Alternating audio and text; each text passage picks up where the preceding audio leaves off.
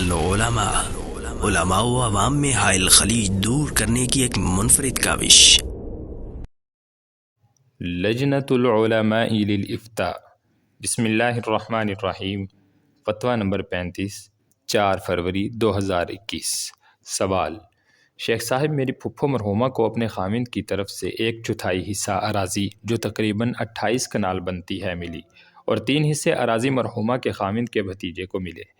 میری پھپھو کے تمام حقیقی بھائی اس کی زندگی میں ہی وفات پا گئے تھے۔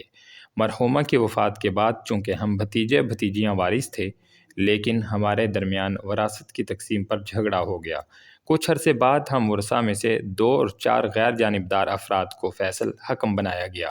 انہوں نے فیصلہ کیا کہ تمام 28 کنال اراضی ورثاء میں سے ایک شخص رکھ لے اور اس کی قیمت جو آج سے 25 سال پہلے تقریباً 1 لاکھ روپے مقرر ہوئی وہ اپنے گاؤں کی مسجد کے فنڈ میں جمع کرا دے۔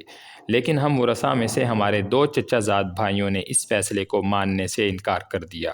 اس کے بعد سے اب تک وہ اراضی اسی طرح ہماری پھپھو مرحومہ کی ملکیت اور متنازع پڑی ہوئی ہے۔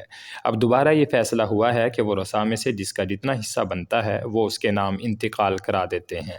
شیخ صاحب، اب سوال یہ ہے کہ فیصلہ جو پہلے ہوا تھا اس پر عمل درآمد نہ ہونے کی وجہ سے کیا ہم سب پر کوئی گناہ یا کفارہ ہوگا یا نہیں؟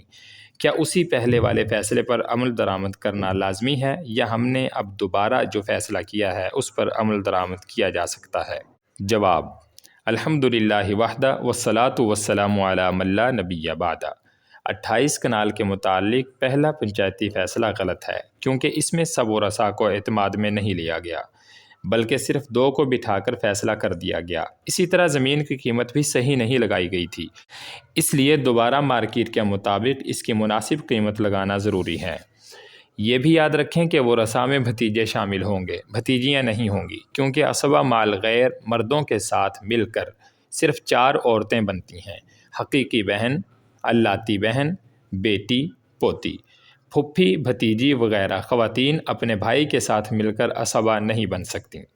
ہمارے خیال کے مطابق آخری فیصلہ درست ہے کہ تمام ورثاء کی وراثت ان کے نام منتقل کر دی جائے، پھر اس کے بعد اگر کوئی اسے اللہ کے رستے میں دینا چاہتا ہے تو یہ اس کی سعادت مندی و خوش بختی ہے، لیکن سب کو کسی طور مجبور نہیں کیا جا سکتا کہ وہ اپنے اپنے حصے کی زمین مسجد یا مدرسے کو دے دیں۔ وآخر دعوانا ان الحمدللہ رب العالمین۔ مفتیان کرام، فضیلۃ الشیخ ابو محمد عبدالستار حماد حافظہ اللہ رئیس اللجنہ، فضیلۃ الشیخ عبدالحلیم بلال حافظہ اللہ، فضیلۃ الشیخ جاوید اقبال سیالکوٹی حافظہ اللہ، فضیلۃ الدکتور عبد الرحمن یوسف مدنی حافظہ اللہ، فضیلۃ الشیخ سعید مجتبیٰ سعیدی حافظہ اللہ، فضیلۃ الشیخ ابو عدنان محمد منیر قمر حافظہ اللہ، فضیلۃ الدکتور حافظ محمد اسحاق زاہد حافظہ اللہ۔ العلماء، علماء و عوام میں حائل خلیج دور کرنے کی ایک منفرد کاوش۔